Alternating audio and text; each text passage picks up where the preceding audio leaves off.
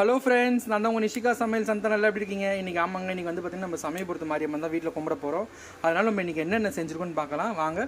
ஒரு சின்ன மீல்ஸ் தான் பண்ணியிருக்கோம் பாருங்க. முதல் இனிப்போடு தொடங்கலாம். பாயாசம், பால் பாயாசம் பண்ணியிருக்கோம். இந்த பாத்திரம் நல்லா இருக்கான்னு சொல்லி கமெண்ட் பண்ணுங்கள், சரிங்களா?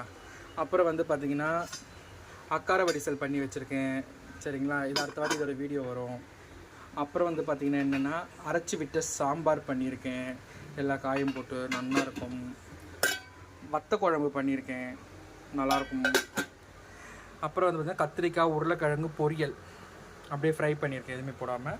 அதுக்கப்புறம் வந்து பார்த்திங்கன்னா வடை பண்ணியிருக்கேன், மசால் வடை, மெதுவடை. இதுவும் மெதுவடை.